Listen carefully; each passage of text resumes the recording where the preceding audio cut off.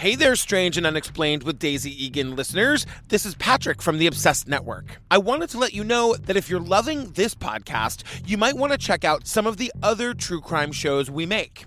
Shows like Crimes of the Centuries, hosted by the award-winning journalist Amber Hunt. Each episode is a deep dive into a true crime case that was huge when it happened, but has been lost to time. Rolling Stone just named Crimes of the Centuries one of the 10 best true crime podcasts of 2021. If you like something on the lighter side of true crime, check out True Crime Obsessed, where each week Jillian Pensavalli and I recap a true crime documentary that everyone is talking about. Hear our sassy take on everything from the Ted Bundy tapes to Lula Rich. And if you like investigative podcasts, check out Murder in Alliance, which has been hailed as one of the top true crime podcasts of the year. Over the course of 20 episodes, journalist Maggie Freeling and a team of private investigators looked into the 20-year-old murder of Yvonne Lane in Alliance, Ohio. And what they discovered led to the shocking twist that set the internet on fire in 2021. You can find all the shows we make wherever you get your podcasts, and for more information, find us at obsessednetwork.com. Okay, now to the show.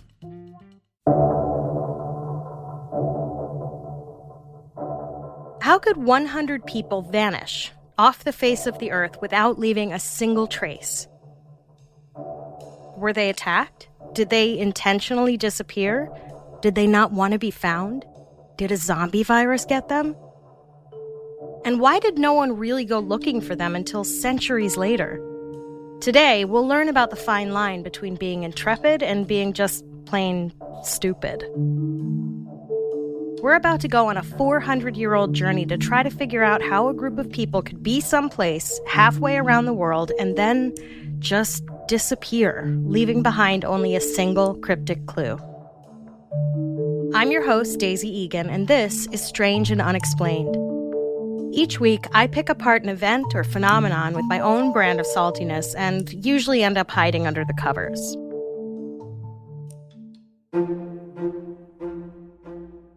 Oh, to be alive in England in the 1500s. I'm not going to do a deep dive into it. There's plenty of podcasts that will tell you everything you need to know about England in the 1500s. But I will say this, life was not great. There were yearly plagues. Yearly, as in every year. Because doctors had literally no idea what was going on inside the human body. There was no indoor plumbing.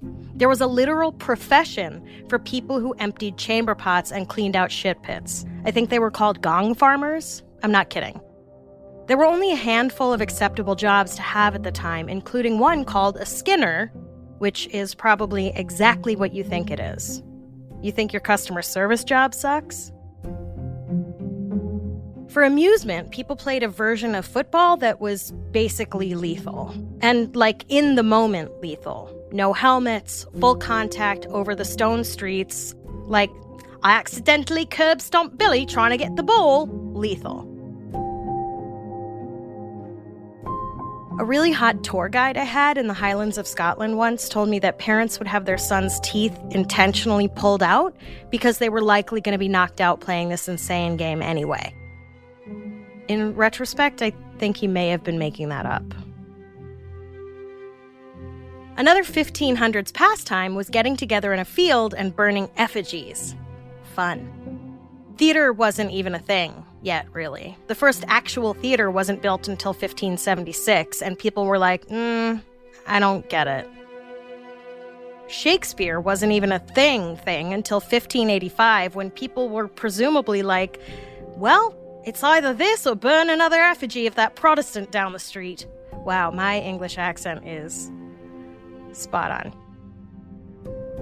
Women weren't allowed to be actors, and men were only allowed if they had some kind of license from a wealthy person. I swear I'm not making this up, guys. Water was practically undrinkable, so everyone drank beer, which, before you go saying that sounds awesome, it wasn't like your favorite microbrew. It was microbrewed in that usually a harried, pregnant housewife with 12 children was in charge of brewing it, and milking the cows, and baking the daily bread, and preserving the meat and vegetables, and making the meals, and usually keeping her husband's books for his skinning business. Most women didn't get to just sit around weaving or needle pointing like all the paintings you've ever seen might suggest. And I'd imagine the women that did sit around doing that weren't, fulfilled. You know what I mean? But I guess those women got to drink someone else's microbrew, at least.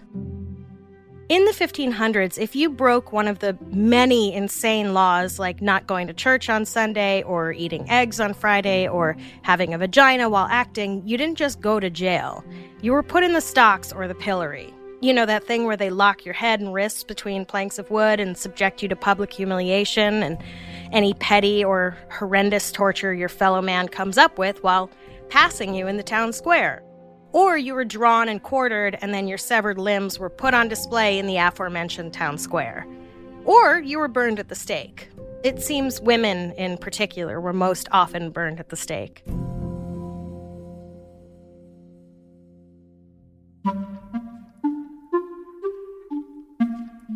Sounds fun, no? Where today you might buy organic eggs and a bundle of flowers and listen to some mediocre jazz trio serenade your farmer's market. Back centuries ago, you had some drunk guy locked in the stocks, getting his feet tickled while people shouted epithets at him, and there might also be a woman being burned in the corner. So, the 1500s in England was no walk in the park. That might explain how a handful of women agreed to get on a boat with their husbands and children to be the first Brits to colonize the so-called New World, which was only new in the sense that the Europeans had only just found out about it. You know, because they thought they'd literally fall off the planet if they sailed too far away. The Spanish discovered the Americas like the Beatles discovered rock and roll, in that brown people were like, wait, we've known about this for a while. In fact, we sort of made it. Anyway. In 1587, John White went to his wife and was like, listen, this dude, Sir Walter Raleigh, asked me to be the governor of a new colony. And his wife was probably like, oh my God, are you serious? That's incredible. Where's the colony, like Scotland or something? And he was like, it's a little farther than Scotland. And she was probably like, okay, where? Like Italy? OMG, I love Mediterranean food. And he was like, okay, so hear me out. And then she was like, shit, John, is this a demotion? Somehow he convinced her to sail away, along with their pregnant daughter and her husband and about 115 others, to a faraway land. It's fair to ask why they would do all this. To help England catch up on the colonization game? Spain already had a lock on South America, what with their tremendously successful campaign of plunder and murder, and England wanted to be a superpower. Was it patriotism that compelled these common English people to undergo this incredibly dangerous journey? Did they love Queen and country that much? Side note, it's highly likely that these people were told that the New World was covered in gems and gold, and a plethora of brown people who would feed them and do their work for them. I can't imagine they had any idea the true fate that awaited them. There were definitely some falsehoods shared about this new, undiscovered land, because the thing is, this undiscovered land wasn't even undiscovered to England. They were not, in fact, going to be the first Brits to colonize the New World. The truth was, 2 years earlier, the English had made their first attempt at colonizing the Americas, and it failed. Epically. Scouts had come upon what is now part of North Carolina, but which the English named Virginia after the Queen, whose name was actually Elizabeth, but she was supposedly a virgin, and so she was called the Virgin Queen, which just goes to show people can care so much about a woman's virginity that they'll literally name a whole colony after it. Trust, there has never been a time in history where people have not been fixated on the goings-on in the vaginas of powerful women.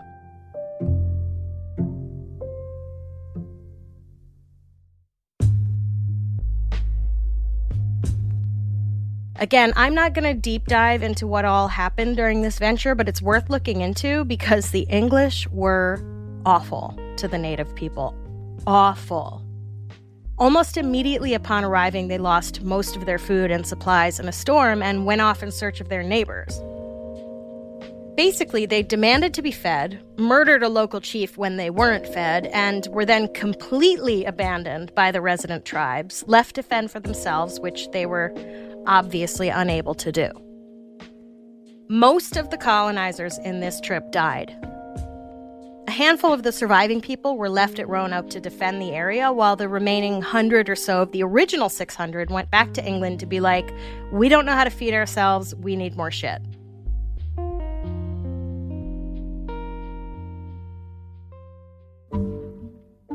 Whether John White knew much about the previous settlers' situation, the poor land, their lack of skills, and their penchant for murder that could lead to an unhappy welcome upon his crew's arrival is unknown.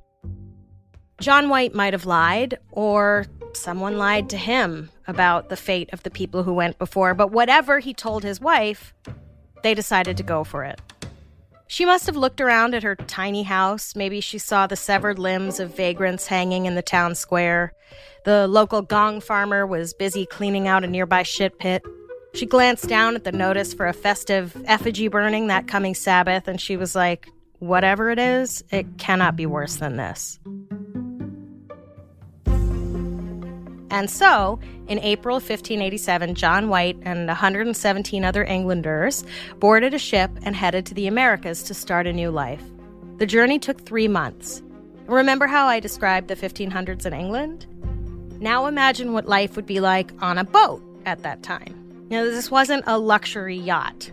Sure, probably fewer effigies, but I'm thinking downgrade on almost all other fronts.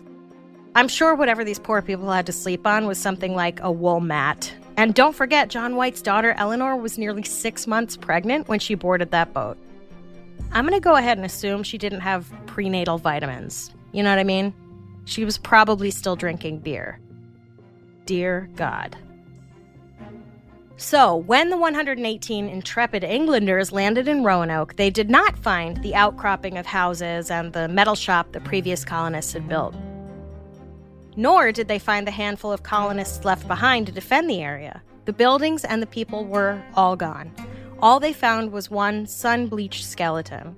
He might as well have been holding a sign that said, "This is a bad idea." Despite the literal harbinger of death that greeted them, White and his contingent decided to stay a while. They didn't actually want to settle at Roanoke, maybe because of the ominous pile of bones, but instead intended on scouting for better land, which, by the way, the first group had done to no avail. This part of the story makes no sense to me. Once you get past the access to water, soil for food, what exactly are you looking for if you consider, wrongly but with conviction, all this land is unclaimed and yours for the taking? Like, I get that a lot of the area was forest, but isn't that, good if your plan is to build a bunch of buildings out of wood? Is there a je ne sais quoi to land seizing that I don't know about? A vibe they were looking for? Maybe they wanted to go elsewhere because of the people who actually already lived there. But considering the general point of and track record with colonizing, I can't imagine the English were like, "Oh, wait, this is your spot? Our bad. Sorry, we'll go back and tell the Queen this part is already taken." About 20 years after this, the English would land in India, and you can bet your ass they weren't like, "Wait, there's millions of people here already? Ah, nuts. Oh well." Anyway, it just seems weird to me that they couldn't find any good spots for settling along the eastern seaboard. But there they went in search of the perfect new land. They looked and found nothing suitable and decided to stay at Roanoke for the time being, aka the one place that had been proven inhospitable. They began to rebuild the colony. Almost immediately, they were attacked by a local tribe. This was not the same tribe the first group of colonizers had fucked with, but maybe these people had put two and two together and thought, hey, pasty white folks get off a boat and we get smallpox. White and some of his men decided to retaliate, but as would be the case with racial profiling in the New World forevermore, they attacked a different tribe by mistake. What's strange about this is that White would later go on to paint watercolors showing scenes from various local tribes, meaning he was somehow able to distinguish them enough for paintings, but not for attacking. Anyway. About a month after landing in Roanoke in August 1587, under constant threat by the various local tribes the English had managed to antagonize in one way or another, Eleanor gave birth to her daughter, Virginia Dare, who has the somewhat dubious distinction of being the first white person born on the continent, and was also named after the Queen's virginal status. Man, talk about the poetry of that name. This whole fucking excursion was a Virginia Dare. Thank you, ladies and gentlemen. Within a month of his granddaughter's birth, John White went back to England for more supplies.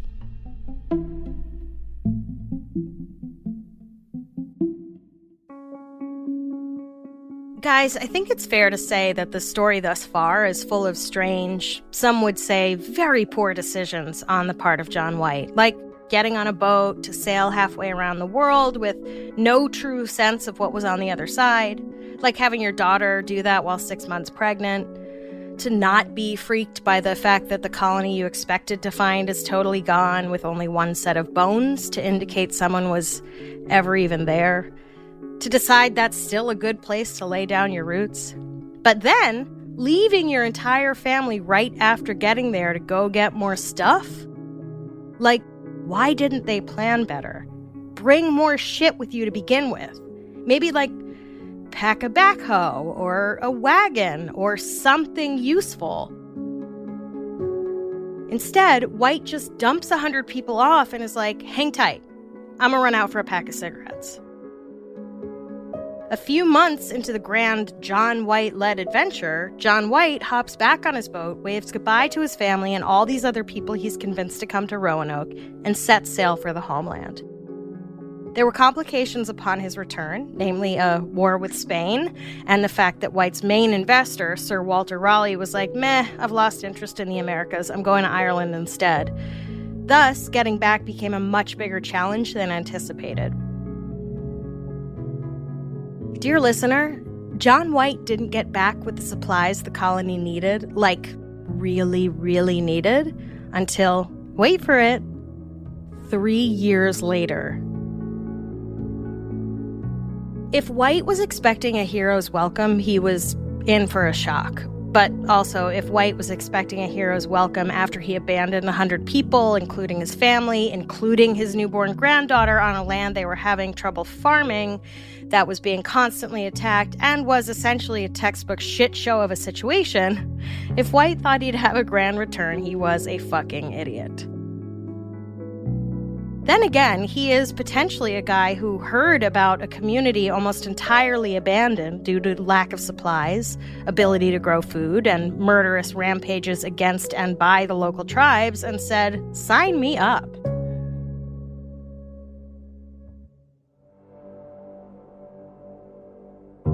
When White reached the shores of Roanoke again in 1590, there wasn't even a sun-bleached skeleton to greet him. Once again, the colony at Roanoke was completely abandoned. Completely. All the buildings were gone. Not destroyed, not burned, gone. Like they had been carefully disassembled. There was no sign of struggle, no indication that anything violent had happened. Indeed, the only sign that humans had been there at all was the word Crow carved into a nearby tree and Croatoan carved into the palisade that had been built around the settlement.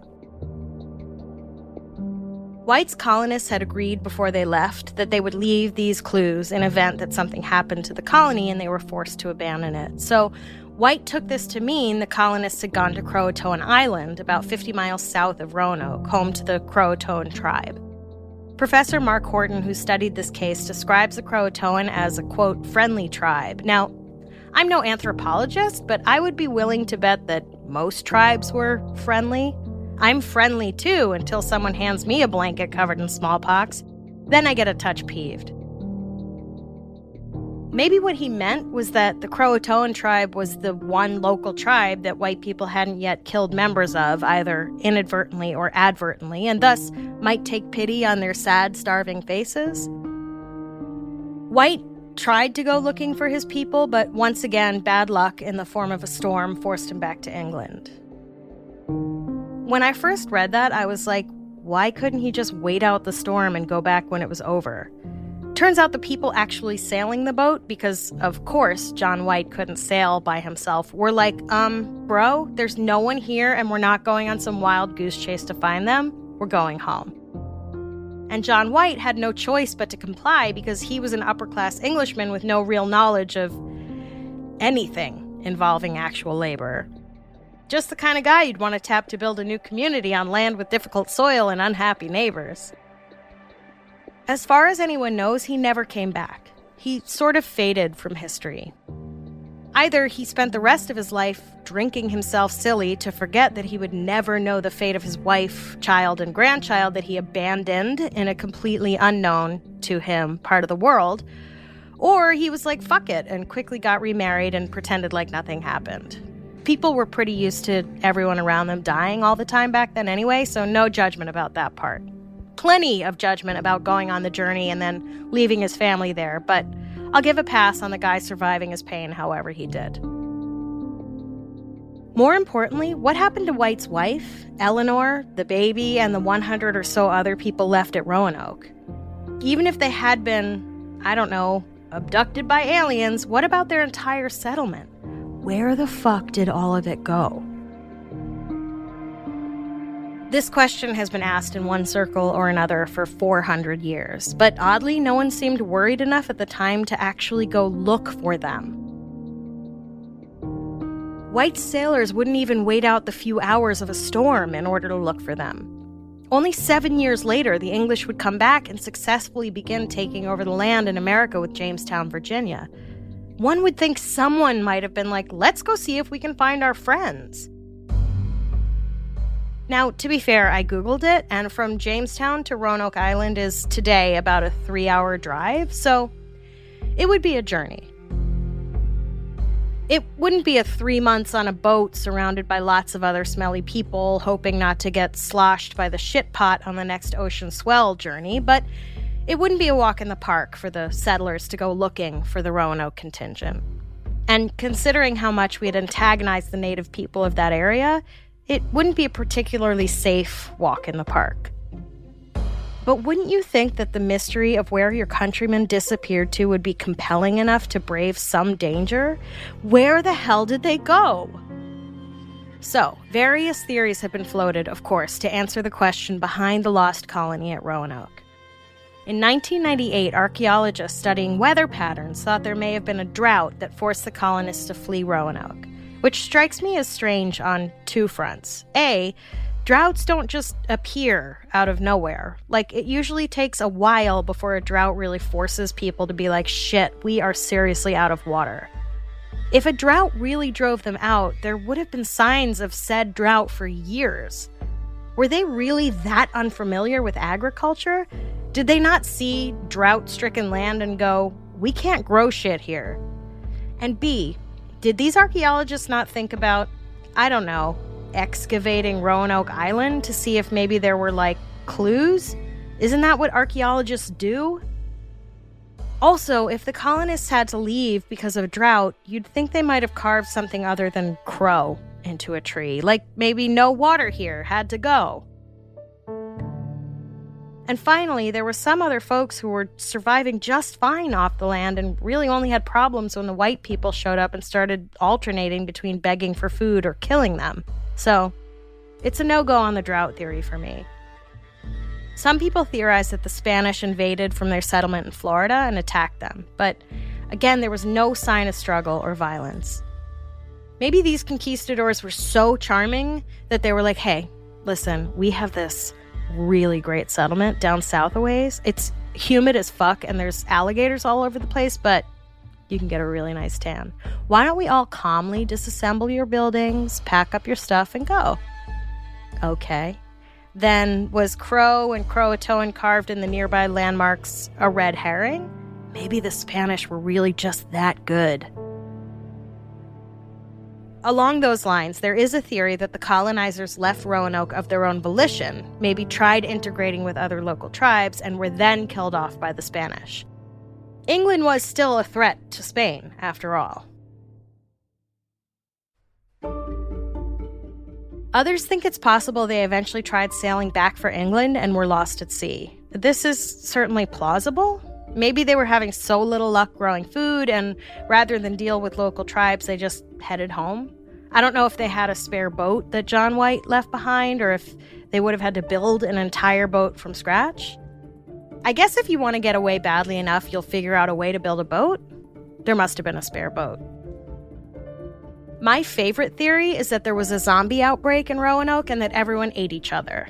And before you scoff, this theory comes from the Zombie Research Society, which is a real website, so obviously it's reputable. According to the Zombie Research Society, some local tribes reported witnessing cannibalism at Roanoke and/or mass infighting. By now, we all know that early colonists did occasionally resort to digging up corpses for food, and it's certainly not implausible that 100 people living together in a colony stopped being polite and started getting real. And if they were all pretty much drunk all the time, it's not hard to imagine little tiffs becoming real drama. Did you hear what Mary said about you? Which Mary? Mary White, Mary Smith, or Mary Jones? Mary Smith. Which Mary Smith? The tall one. No, the other tall one. Yeah, she said your porridge is, like, really gross, and she'd rather eat, like, a boiled boot. Are you fucking kidding me? Oh my God, I am gonna go off on her. Trust me, when you're spending your days drinking beer after beer, you're either fighting with someone or asleep. The thing about zombies, though, is they don't eat bones. Everyone knows that. Incidentally, if you ever find yourself feeling hopeful for the future of this country, go to the Zombie Research Society website and scroll through the comments section. That'll set you right. The most plausible theory is that the colonizers at Roanoke successfully absorbed into local tribes. Maybe the most hot-headed ones of the group went back with John White to get supplies, and the ones that were left were like, look guys, we're cool. Those other dudes, those are some bad dudes, but we are super chill. Also, do you have any food? There is nothing hungrier than a mother and newborn baby. Maybe Eleanor used her baby with the local people in the way dudes use puppies to pick up women. Maybe she was like, oh my God, look how cute my baby is. Oh, you want to feed her? Oh my God, you want to feed me too? You guys, you're like, so sweet. Can I bring some friends? Maybe they started migrating inland and behaved like actual civilized people and were welcomed into local communities. I really like this theory, but a lot of American history makes me think it's way too pleasant an option. And again, you'd think they could have left a little more info. A bunch of rocks shaped into an arrow pointing the way they went. A map carved into a tree. An animal hide with a note scratched into it. Went with Croatoans. They have food. Please don't follow. They could have been taken against their will. I suppose one could argue that in that case, the traces of violence could have been intentionally covered up. If anything, you'd think they would want to make it clear to anyone else who tries to invade that they're not welcome. Say by stringing up their body parts in the middle of town, or just leaving their bodies to rot. If they were attacked, it again begs the question of why Crow and Croatoan were carved into nearby landmarks. Did some white people do it to leave a clue as to who was attacking them? Did one tribe of locals try to frame another tribe of locals by carving their names? Also, were Crow and Croatoan native words, or were they English words? And if so, that's some next-level framing. If you learn how to point the finger at a different tribe in a language you don't know. More recently, excavation has been done at what is now Hatteras Island, formerly Croatoan Island, and indeed, 16th century English artifacts have been found. A lot of them. That doesn't prove that the colonists went peacefully or went at all, but it is a fairly good indication that they were there. Research was thwarted this past year because of the plague. Some people claim that the descendants of the Croatoan tribe have English features. The people of the tribe itself remain relatively tight-lipped about it. I don't know whether or not modern-day Croatoan people believe their ancestors absorbed the wayward Brits. I just know they're not knocking on historians' doors to talk about it And when they're asked, they're not particularly forthcoming. To be fair, 400 years is a long time to maintain a history of your people. Myths, rumors, theories, poor memories, misremembered stories, all these things contribute to uncertainties. Hell, our own culture can't remember our history well either. It took us until the 2000s, basically, to be like, okay, maybe Christopher Columbus didn't exactly discover America. And even now, a lot of people will argue that point. So I doubt anyone really knows for sure if the English colonizers from 1587 died out or assimilated. A simple 23andMe might help solve the mystery once and for all, but there are some people who are, understandably, a little hesitant to mail their DNA off to God knows where. I could also imagine some people being like, you know what? I'd rather not know if I have colonizer blood in me. Thank you very much. But it sure would be interesting to find out.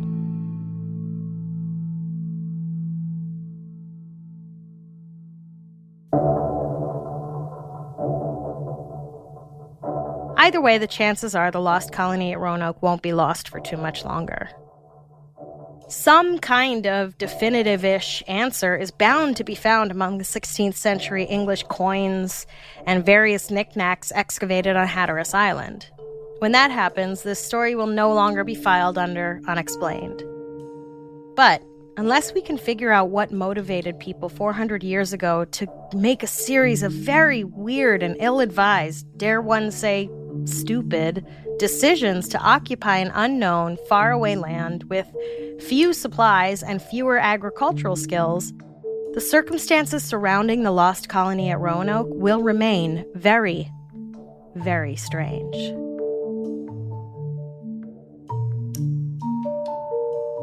We have a lot of fascinating and bizarre stories to share with you this season, but we want to hear your episode suggestions as well. If you have an idea for something we should cover, whether it's a well-known case or something that happened in your town that the world hasn't heard about yet, go to our website, strangeandunexplainedpod.com, and fill out the contact form. This episode was written by me, edited by Claire Smith Marish, and researched by Hallie Gray.